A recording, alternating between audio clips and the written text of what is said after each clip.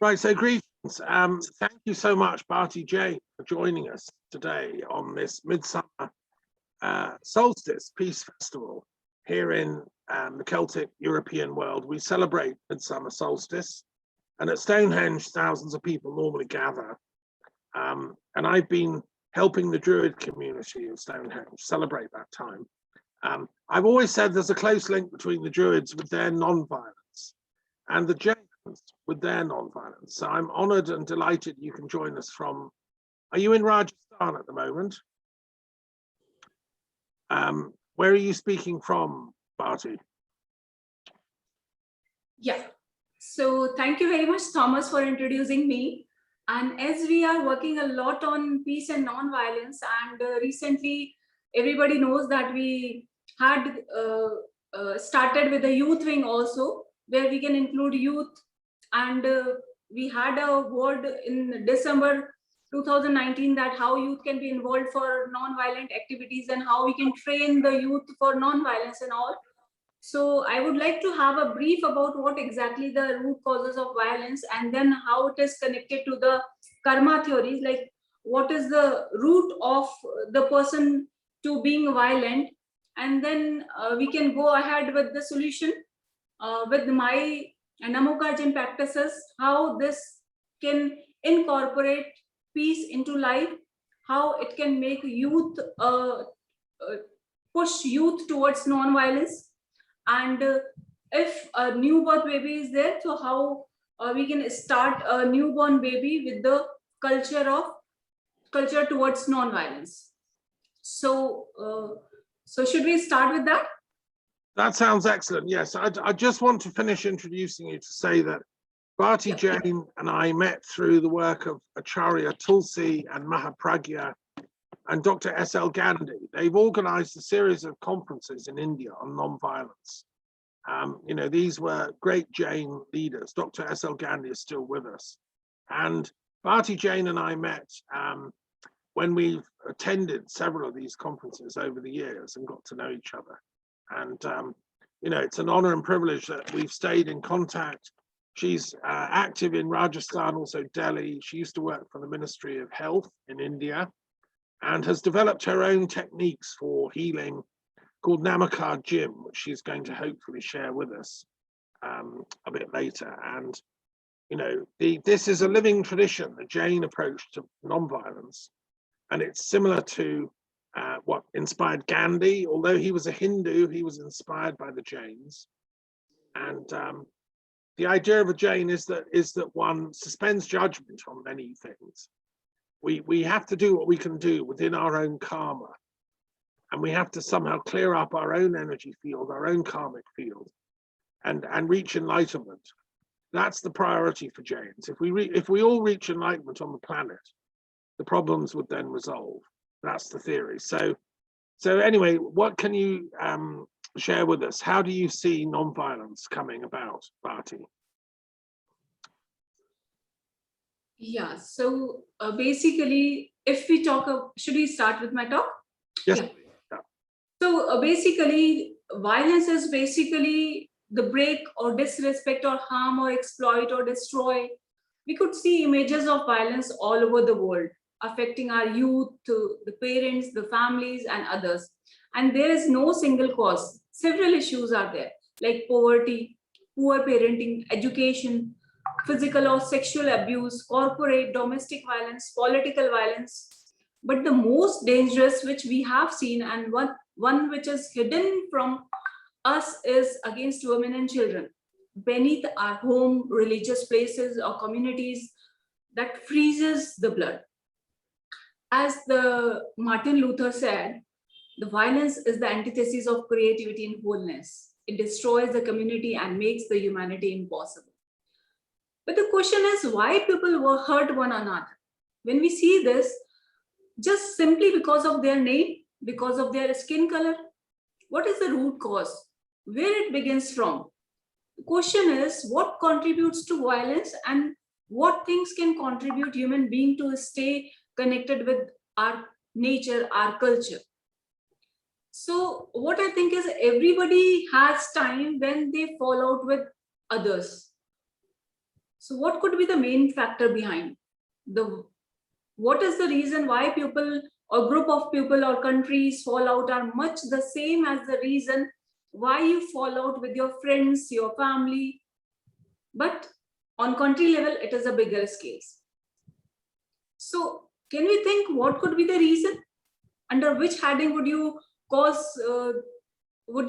the cause of trouble? Is it greed or jealousy, lack of respect, or power seeking? So there are different theories by different kind of people. Like if we talk about a psychologist, the psychologist focuses on the issues of nature versus nature. Nature focuses on genes or what we have inherited and nurture on how this inheritance interacts with the experience. Like negative outcomes such as psychological disorders, health crisis, and early death are associated with poor parenting in the environment. The Adverse Childhood Experience Study, like ACE has reported, the CDC in 2015, that a list of variety of long-term health issues occurring due to the unhealthy experiences in the environments. And if we talk about the economists, they focus on scarce resources and cost-benefit analysis, like population abundance plus resource scarcity. It creates the conflicts. One of the prime triggers between group violence is competition of scarce resources. Like the husband beats his wife is probably protecting some scarce resources like his self-esteem, status, money, or power that has been threatened. A drug addict beats up the elderly woman, wants the scarce resources, her money or credit card in her purse. The nation declares war on its neighbor, wants some scarce resources like land, gold, or even status the neighbor has threatens to claim. If we talk about sociologists, they direct their attention towards difficult life circumstances, cultural characteristics, and social conditions. High rates of criminal violence is the result of racial and economic inequalities. At the heart of the explosion of crime is basically the loss of the capacity of fathers and mothers to be responsible in caring for the children they bring into this world. This loss of love and guidance at the intimate level of marriage and family has brought social consequences for children and for the wider community. The breakdown of family and community stability. The sequence has its deepest root in the absence of stable marriages, what we have seen all around us. So violence begins from emotions. As our one of the speaker also said, he talked about the love and emotion. So what we spread in the universe, what emotions we have, that matters a lot. So violence begins from emotional, then towards verbal and spiritual, from non-physical to physical, sexual, and homicidal. So basically emotions play a critical role in how we live our lives. Like angry feelings may spur you to stand up for someone, or it may inspire you to create social change.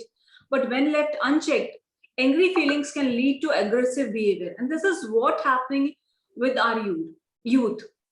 This is leading to psychological disorders, abuse, aggression, like bullying, depression, suicide, homicides.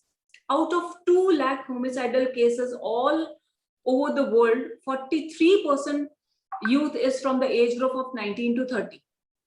Upon study and reflection, many of us would conclude that theory of karma does have relevance even in today's world. We talk about Jainism with the theory of karma. We all believe on theory of karma, and we believe that it is applicable in today's world as well. All of us have heard that saying, as you sow, so shall you reap. Several Eastern regions have expressed the same idea in different ways.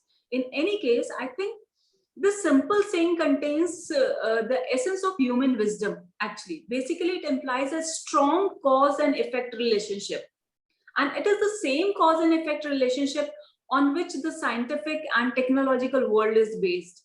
The question is, if the cause and effect relationship is so powerful in the material world we live in, why should it not just as powerful in the spiritual world?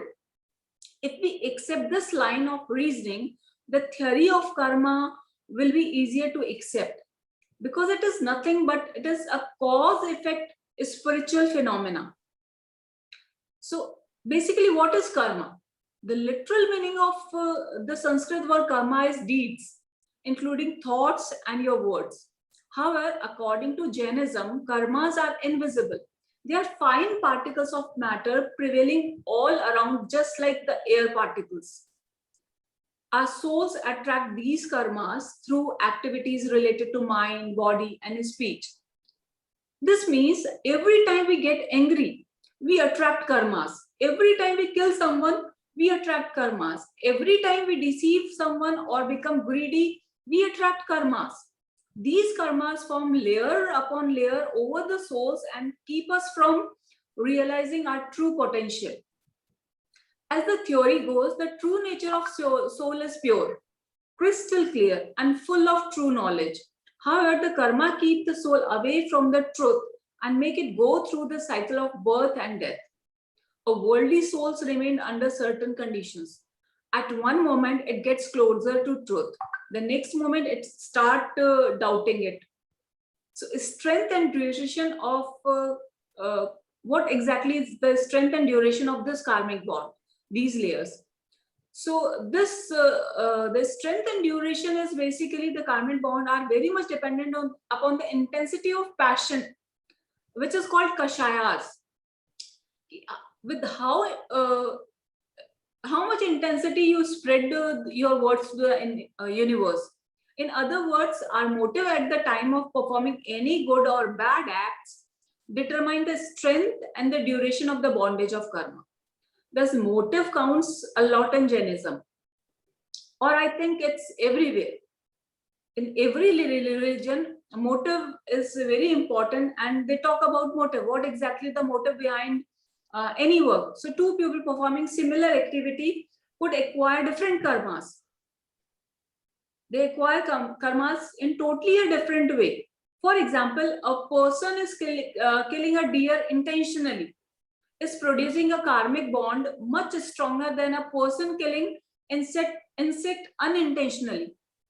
Both are involved in killing, act of killing, but the impact is substantially different with regard to the acquisition of karma. Like one is intentionally doing and another one is unintentionally doing. So the karmic bondage is different in both the cases. And if we talk about the type of karmas, then there are 8 type of karmas, like knowledge obscuring, like what is called as jnana varniya karma. Jnana means knowledge, varniya means stoppage.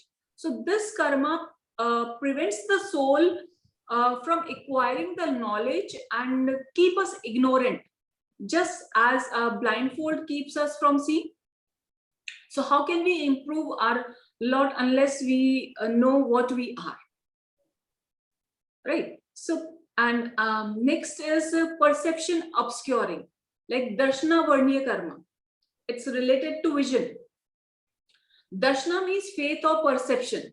This karma prevents us from having a rational or common sense approach towards our lives and surroundings. Another one is feeling producing. Third karma is feeling producing. That is Vedaniya. That is called Vedaniya karma. This karma makes us experience either the sweetness of physical happiness or bitterness of misery. Fourth one is deluding Mohaniya karma. This karma, like too much alcohol, confuses all human faculties and makes us forget what is right and what is wrong. It makes the soul bewildered and perplexed. The fifth one is life span determining. That is Ayu karma, that determines the life. This karma determines the lifespan of all living beings. Sixth karma is physique determining, that is name karma. This karma determines the looks, the skin, form, etc. of the bodies of living beings. Seventh is the status determining karma, that is gotra. This karma determines the family and status of our birth, like where the next birth will be. Eighth one is obscuring or antaraya karma, which we feel a lot in our day-to-day life. This karma prevents us from doing a good deed or undoing a bad action when there is a desire to do it. For example, we may want to give a donation to charity, but this karma might put obstacle in our path and stop us from doing so. The Jain system has further subdivided into 8 karmas into more than around 144 subclasses that are designed to account for almost every conceivable experience that a living being could have in a lifetime. So all interaction between the worldly soul and other entities of the world are guided by these karma. This is true human beings as well as other living beings. The same rules applies to all worldly souls. That it's not about human beings, all worldly souls. It could be what is called like plants are also a jiva. They are jeeves. They have the life. So it all depends upon it all applies to all worldly souls. These karmas keeps us trapped in the cycle of death. We said now we used to take 84 lakhs birth before coming into this human life. So that's why we said utilize the human life to the fullest, so that you can lead to the liberation. And because the ultimate goal of any of the soul is liberation. So if you want to come out from the cycle of birth and death, that all depends upon karma. So these karma keeps us trapped in the cycle of birth and death, happiness and unhappiness. So the question is there any way out? So in Jain religion, this is proactive in this area. It offers an excellent solution to get rid of one's soul of karma. The solution lies in two-step process. One is a stoppage, that is samvar, and second one is shedding. If you have acquired any bad karma, you shed off. So samvar means stopping, stopping of inflow of karma, and nirjara, that is shedding, means getting rid of past karmas that we have acquired in the past, in past life, or in the current life, in our past days. So you get rid of the past karmas with the practice of these virtues like non-violence, ahimsa, truth, that is satya, non-stealing, acharya, that is purity of body, mind and soul, that is brahmacharya, and non-possessiveness, that is aparigraha. And by using self-restraint and discipline in daily lives. So by practicing these virtues, one can ultimately purge himself of the past karmas and stop influx of the new ones, and ultimately purify one's soul. So the question is again, is there any way to validate this theory? So since the subject falls in the area of spiritualism, so the validity is rather difficult, but we can only observe some concrete example in day-to-day living and establish some connection between the cause and effect. So, and if we believe in the life after death and believe that everyone has to pay a price for his evil deeds, either now or later, then karma theory holds good nicely. And the theory does not seem to contradict our common sense. Each person has to decide for himself and understand the real meaning of karma theory through study and their own experiences. So if we look at it, there are 3 main points. If the cause and effect holds good in our daily material lives, then the theory of karma must hold good in our spiritual lives as well. 2 is motive counts a lot in your life. Hence, the very heavy emphasis on pure thoughts in a person, that matters a lot. And 3rd one is karmas are formed by evil deeds, thoughts or words. So they can be stopped by good conduct and proper mental activity. The karmic accounts can be settled by practicing the virtue of truth, non-violence, austerity, discipline, and self-sacrifice. So basically, emotions play a critical role in how we live our life. Like if angry feelings may spur you to stand up for someone, or it may inspire you to create social change. But when it is left unchecked, angry feeling can lead to aggressive behavior, and this is what is happening all around. This is leading to psychological disorders, abuse, aggression, depression, suicides, homicides, everything. And if we talk about what science is there behind it, so science behind is the subconscious and your conscious mind. Conscious mind is one which readily accept anything, and subconscious is like permanent memory, means whatever is imprinted on it becomes your belief. And you once anything is your belief, it starts affecting your body. If you believe you are good, you will feel good. If you believe, no, I'm feeling a little upset today, slowly and gradually you will feel upset. So to overcome all these things, and how we can stop these karma and how to shed these karmas, as we know that this is all related to psychology as well, what we think and how it gets imprinted when stress is there, and if our way of looking at things become different, we see everything behind a layer through a perception. So whatever we judge, that is by our perception only. So to overcome these things, I have combined all this science, psychology, and spirituality in my Namokar gym.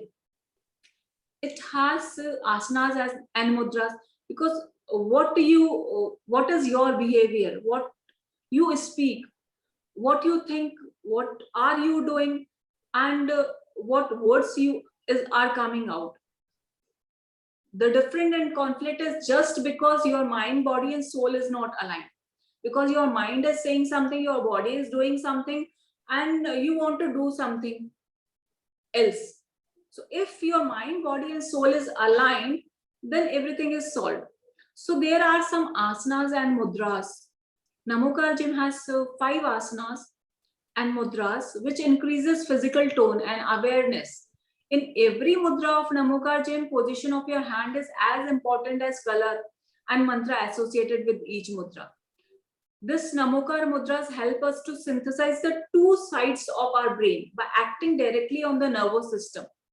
Because when you do this mudra, suppose I'm doing this mudra, so mudra with emotions and with imagination of color. Like if we incorporate peace, we are doing Arihant mudra, and we are bowing our head to all the souls who get rid of like greed, anger, and all. They are free from all these things. They are free from all these karmas. So when we say namaste, that means we are bowing our head. I am seeking God in you. I am creating a trust with you. I am seeking a good relation with you. That is the meaning of namaste. Right? So as our feelings are becoming positive, so that will definitely create a good bond. Slowly and gradually it will create a good bond between you. So these asanas and mudra, they create a balance in your left and right brain, because they directly act to your nervous system, because nervous system is affected by your emotions, by your actions. So it acts upon that. It regulates your hormones, what we call as pituitary glands. Pituitary gland is one gland that regulates all hormones of your body. So if you control the secretion of pituitary gland, everything can be normalized. So these mudra helps to control the secretion through the pituitary gland, and that is also verified by few of the doctors. And when we talk about mantra, Namokar mantra, that is Namo Arihantanam, Namo Siddhanam, that means we are going head to all Arihanta, that is all souls who have a win over their 4 karmas. And when we talk about Siddha, Namo Siddhanam, that is, we are going ahead to all the liberated souls in the universe. When we say Acharya, Namo Ayariyanam, Namo Vajhanam, Namo Loisavasamam, that means we are going ahead to all the saints all around the world, no matter whatever caste, whatever creed, whatever color, whatever dharma is there. But we are going ahead to all souls in the universe. That's why we are seeking such kind of characteristics. We are seeking those characteristics in us so that we can become a liberated souls. So, and what is the effect of these mantras? They increase the awareness, emotional health, and positive aura. How? Like they act upon the cell. They restore the pattern of sound at heart of each and every cell, and they push the cells towards the harmonious health. It happens now, sometimes your music is distracting, but when we say mother, you get good feeling.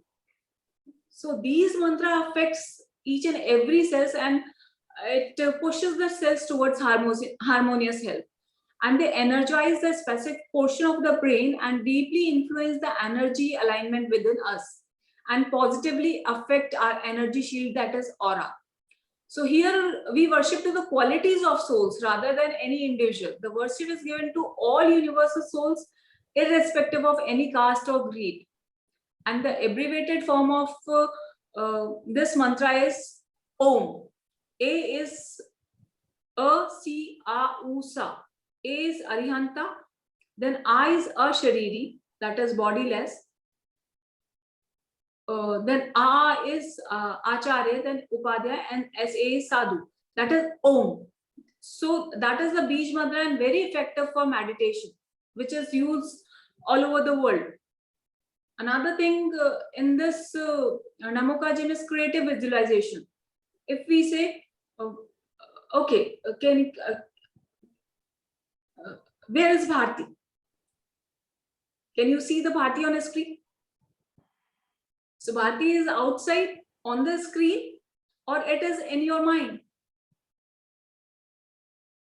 So even if you close your eyes, you could see Bharti. That means Bharti is not on the screen. Bharti is in your imagination, in your mind. So everything is inside, nothing is outside. So we need to clean our insides. So the imagination or the creative imagination is very important. How you visualize things. So, and third one is affirmations. Affirmation is when we shift from being worried about what others think of us. We are free to focus on what we think of ourselves. And this shift returns the previous wasted energy back to ourselves, allowing us to create our own happiness, create confidence, improve self-image, and build trust in ourselves. And affirmation does the same. Next thing, activity that we do is EFT.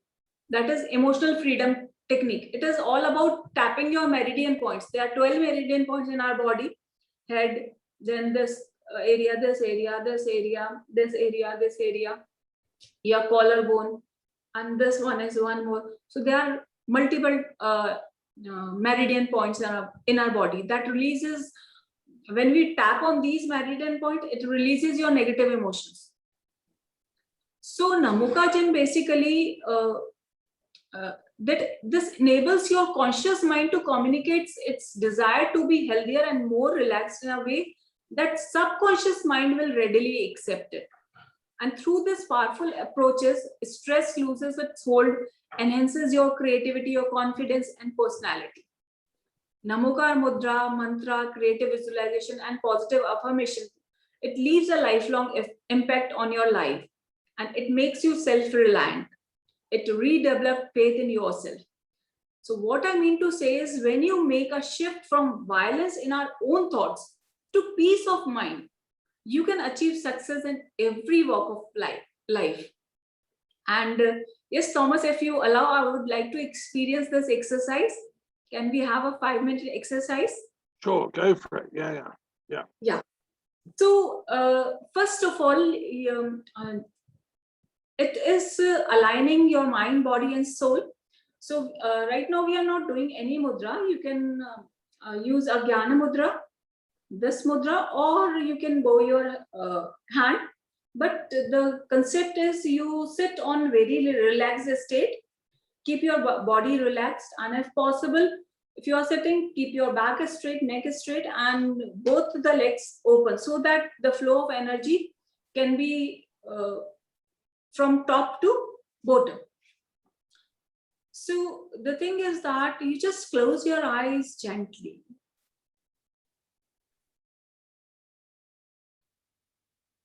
Just take a normal breath and just focus on your breath.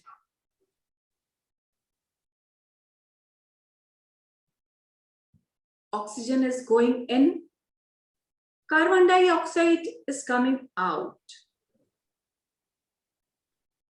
Oxygen is going in and carbon dioxide is going out. With every breath, feel the positivity inside.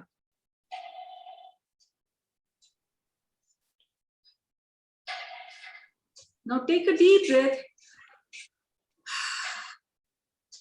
Start breathing. Increase the pace of your breath.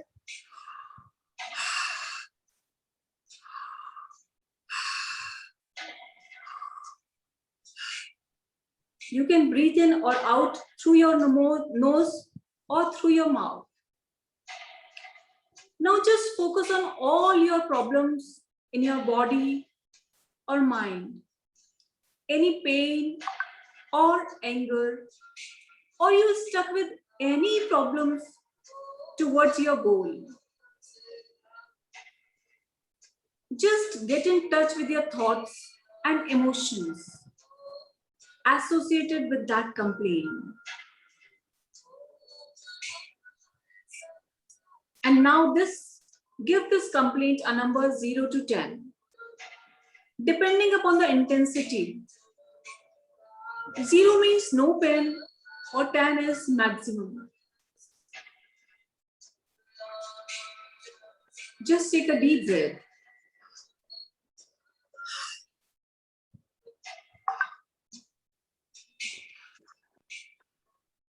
Accept at your deeper level that you are facing these problems. And now just align your mind, body, and soul. Ask for all the blessings, peace, courage. Get out of fear, any kind of fear. And say to yourself, tap your meridian point at your hand. Just tap your meridian point at your hand.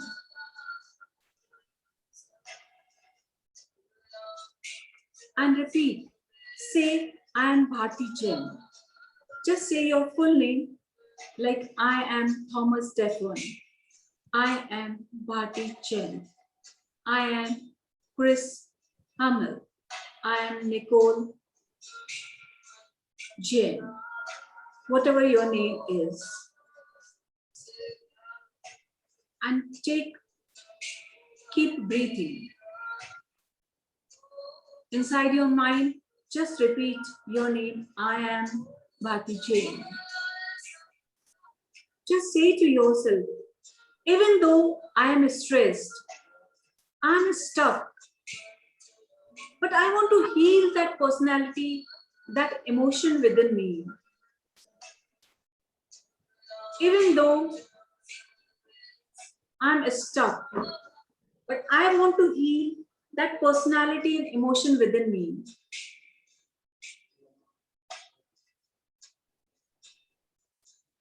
Just repeat the sentence again and again. Even though I'm stressed, I'm stuck, but I want to heal that personality, that emotion within me. Now take a deep breath and accept it. Now recall all the memories from your childhood. till now, all good and bad memories that you can imagine or feel, recall all of them. And now remove your surname, your suffix, and say, I am Bharti, just like I am Thomas. Say in your mind, I am a creative person. I know my potential, my strength. I can create my highest realities, and I choose to be the highest version of myself. I'm ready to have that support, and I'm ready to receive that support.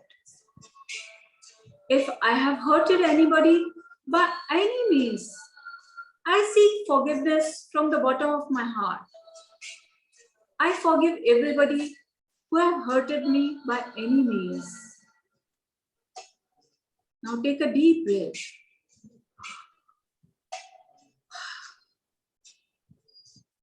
And try accepting these realities.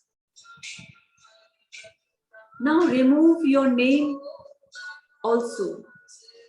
Say to yourself, I am. I am. Keep breathing and say to yourself, I am.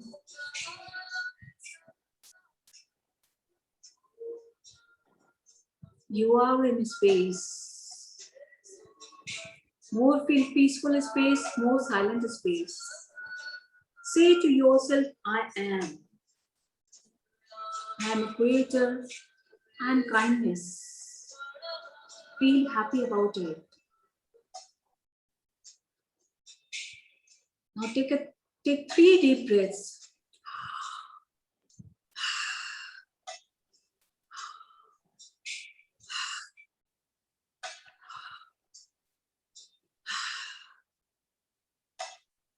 Feel happy about it.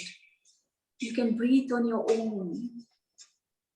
You are God, you are creator of your life. See, at the corner of your room, your higher self is waiting for you. Just open your hands and embrace your higher self. Be one.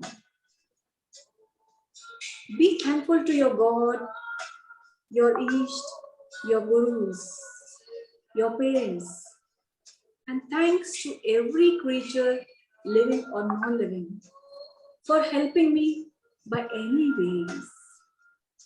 Feel good about it. Just close your hands. Combine all your fingers into one. Lock your energies. Feel good about it. That you are happy, you are healthy, you are safe. You are the creator of your own life. You are the God of your own life. I am. I am. I am. Take 3 deep breaths.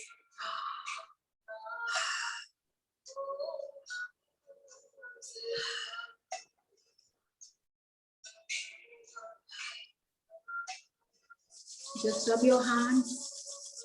Be thankful to God for this wonderful life. Keep your hand on your eyes and slowly open your eyes.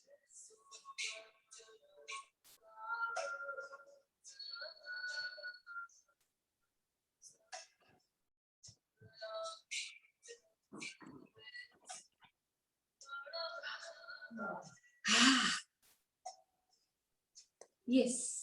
So, how are you feeling? Well, thank you very much, Bharti, for that fascinating session. Thank you. I'm feeling very energized and peace. Over this solstice, you know, I stayed up very late and I've been a bit lacking in sleep, so it's nice to have this session with you. Oh, thank you. It's all my pleasure. Yeah, good. And thank you very much for sharing some of your thoughts about ahimsa and non-violence. And I thought it was very interesting when you went through the 8 different types of karma of Jain tradition, and you said that each is subdividable, so you have 140, I think, in total. We'll have to,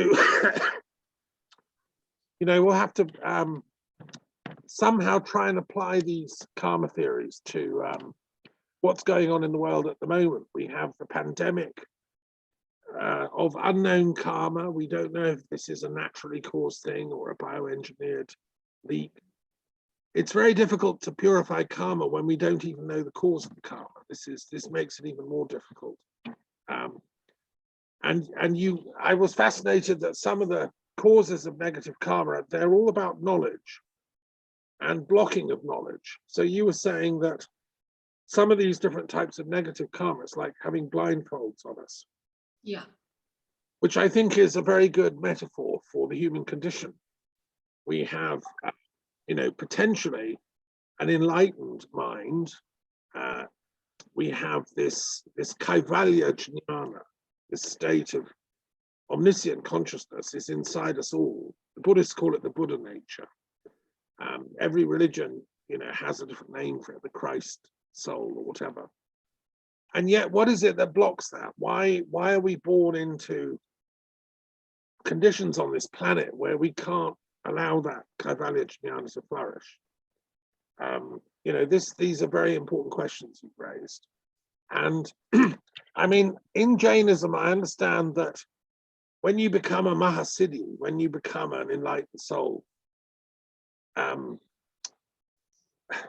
I mean, my question to you is it possible within the human condition, or do we have to leave the body and go and float up to the upper part of the universe? That's what the traditional Jain model is we have to leave the body and go and float up and become a spirit being. Whereas I've been talking to other people on this long night, maybe, is it not possible to transform this world, do you not think, into a place of compassion and wisdom through our education system? If we had health systems that were more inclusive and holistic, if our agricultural systems were more organic and less violent, and our relationships, our marriages, the family, can't we keep embodiment and yet purify it? Or do you think that it's hopeless? Because we have bodies, there's always going to be violence, so we just have to leave. What do you think? Is it possible to reach enlightenment and still stay in embodiment? Or do we all have to vacate and go up to the upper Siddha realms? It's my question to you. Yeah, it is possible. Actually, the question is, if everybody feels that I have to love myself, don't seek love from others. You just start loving yourself. And once you start loving yourself, then anything can be achieved. Because if you start loving yourself, your life, you won't go violent with yourself, violent in words, violent in thoughts. So initially what happens is, if anybody criticizes you, you become violent with yourself, that I'm nothing, or I cannot do anything, or you start criticizing yourself. That means you are not loving yourself, you are not loving your soul, you are not loving your presence, right? So what exactly compassion is, where it comes from? It comes from emotions. So once you know the meaning of love is nothing but peace inside, loving yourself, happiness inside. You are looking at your life in a more positive way. And if you love yourself, you will love others as well. You will feel good about others as well. If they are in pain, you could feel their pain as well. So definitely this compassion is possible, and it's not that in earlier ages the things was different and in current era it is different. No, it is one and the same thing. The only thing is now we see the things in other ways. In earlier eras, the mindset was looking at you and relating a relationship with the nature. Here, the sense of responsibility, the sense of knowledge is missing. that is the root cause of conflicts. Because see, conflicts is not outside, conflict is inside. You are fighting with yourself only. That is why you are fighting with others. There's a conflict inside you. So if you can control your conflict inside you, you can be peaceful with others as well. If there is peace inside, it will reflect outside, because outside there is nothing. As I said, everything is inside you. Whatever you are looking outside, that is actually inside, because that can be seen with closed eyes as well. I love that image. I'm thinking, outside, it gets imprint in your brain. Yeah. In your mind. Yeah. And that becomes slowly and gradually, it becomes your karmas. It reflects in your karmas.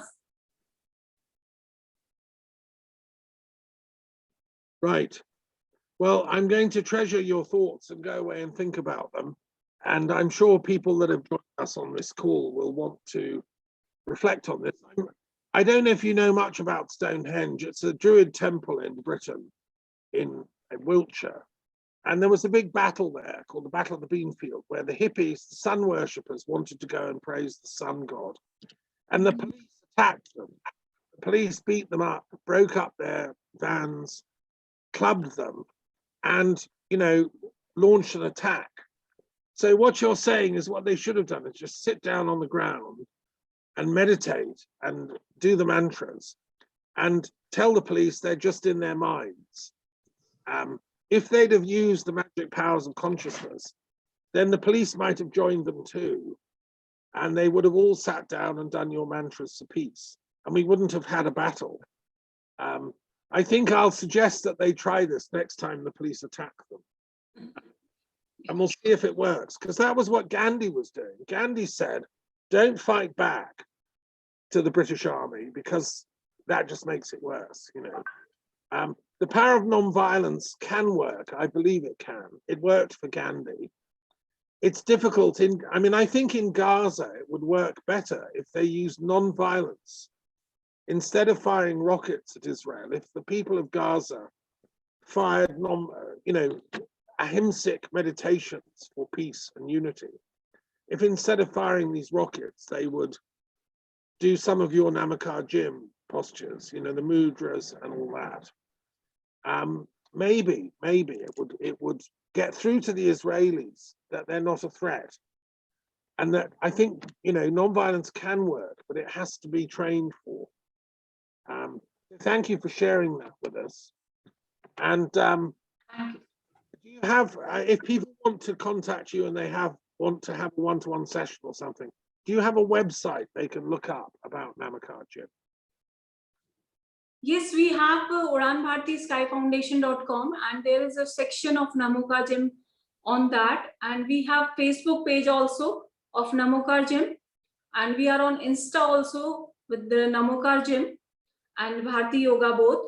So people can connect. And as I just want that this technique should not remain with me, the people should learn all around the globe. So we have started courses as well with Namaskar Jim, the basic course that will teach you about how you can heal yourself with the 5 mudras. And we have advanced courses as well. And we just want that everybody should learn these things, and they can train themselves, they can look after their health with these techniques, and they can train others as well.